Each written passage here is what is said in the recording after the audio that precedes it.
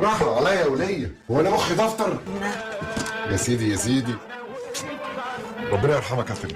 مهما حاولوا في اغاني رمضان ما حد يعرف يجيب اغنيه زي دي. تخيل ان بعد 10 سنين من دلوقتي تفتح التلفزيون في رمضان تسمع نفس التتر اللي ارتبط بذكريات ملايين المصريين، نفس الحارة ونفس الأجواء، لكن مع مفاجآت جديدة. لأن مسلسل رمضان كريم راجع من جديد، والجزء الثالث مش مجرد موسم جديد وخلاص. الجزء الثالث فيه تغييرات كبيرة ممكن تخلي المسلسل يرجع لإحساس الجزء الأول. يا ترى مين أبطال الجزء الثالث؟ وهل هيرجع بنفس الروح القديمة؟ وهل هيصلح أخطاء الجزء الثاني؟ كل ده هتعرفه في الفيديو ده. رمضان أهلا مرحبا رمضان. الجزء الثالث من مسلسل رمضان كريم بدأ يدخل مرحلة التحضير فعلا، والمفاجأة الحقيقية في الأشخاص واللي ممكن وبنسبة مش قليلة يرجعوا للعمل. وخلينا نرجع بالزمن شوي. في سنة 2017 ظهر مسلسل مختلف عن معظم الأعمال الرمضانية وقتها، واللي اسمه رمضان كريم. والمسلسل ده ما كانش بيعتمد على الأحداث الضخمة أو القصة المعقدة، لكنه كان بيعتمد على حاجة أصعب، إنه يخليك تحس إنك قاعد وسط الحارة. الشخصيات اللي فيه كانت شبه ناس بنعملهم في الحياة اليومية، والمواقف في المسلسل كانت قريبة من كل بيت مصر، وعشان كده الجمهور تعلق بالشخصيات زي الحاج رمضان وسعيد وسعاد وباقي سكان الحارة. النجاح ده كله خلى الناس تستنى سنوات طويلة عشان تشوف تكملة القصة. وبالفعل بعد حوالي 6 سنين رجع المسلسل بجزء جديد تاني في رمضان 2023. لكن هنا بدأت المشكلة، الجزء الثاني حقق مشاهدة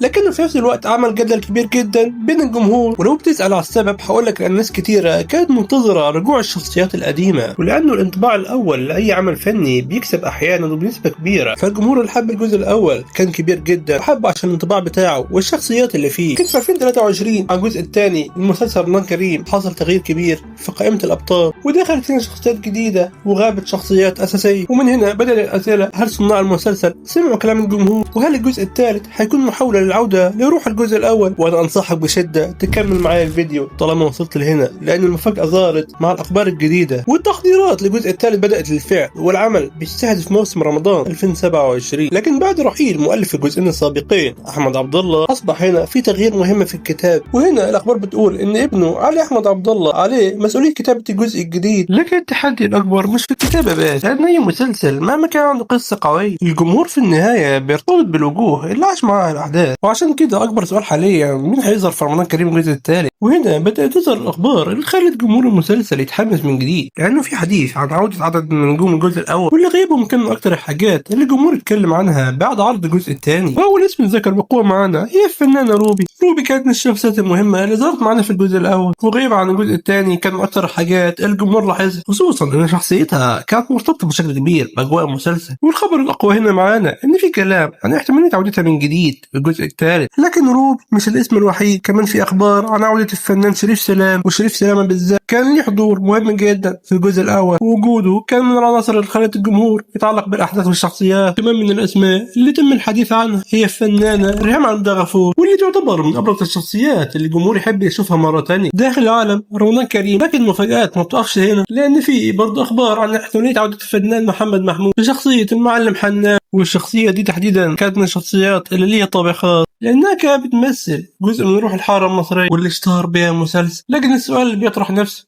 هل رجوع الأبطال القدامى وحده كفاية عشان الجزء الثالث ينجح ولا لا؟ الإجابة قطعا لا، لأن الجمهور مش منتظر مجرد تجمع نجوم، الجمهور منتظر الحارة، منتظر التفاصيل الصغيرة والعلاقات بين الشخصيات، ومنتظر الكوميديا، ومنتظر المواقف اللي كان بيشوفها ويحس إنها كانت قريبة من حياته. وهنا بيجي دور المخرج، لأن المخرج سامح عبد العزيز كان له دور كبير في شكل وروح الجزئين السابقين، وطريقته في تصوير الحارة وإدارته للممثلين كانت من الأسباب اللي خلت رمضان كريم ليه شكل مختلف. ولكن مع الجزء الثالث في كلام عن تغييرات في فريق العمل، من ضمنها احتمالية وجود المخرج شادي يوسف مكانه. وبالمناسبة التحدي لأي مخرج جديد هيكون صعب جدا، لأنه مش بيقدم مسلسل جديد وخلاص، لأنه بيحافظ كمان على روح المسلسل وشكل المسلسل اللي اتعودنا عليه قبل كده. وخلي بالك هنا في مفاجأة تانية ممكن تخلي الجزء الثالث مختلف تماما، وهي فكرة دخول عائلة جديدة للأحداث. يعني بدل التركيز فقط على عائلات اللي عرفناها قبل كده، ممكن نشوف عائلة جديدة تدخل الحارة وتفتح قصص وصراعات جديد. وهنا نبدأ نسأل سؤال مهم جدا، مين العائلة دي وليه ممكن وجودها يغير المسلسل بالكامل؟ وهنا نوصل لآخر وأهم حاجة معانا في فيديو النهاردة بالنسبة للعائلة الجديدة، وبرضه احتمالية انضمام الفنان أشرف حد الباقي للعمل. ولو حصل فعلا فغالبا هيكون مرتبط بالعائلة الجديدة اللي هتظهر في الأحداث. وتخيل معايا السيناريو ده، لو شخصيات قديمة حبيناها ورجع، وشخصيات وعائلات جديدة ظهرت وعملت صراعات مختلفة،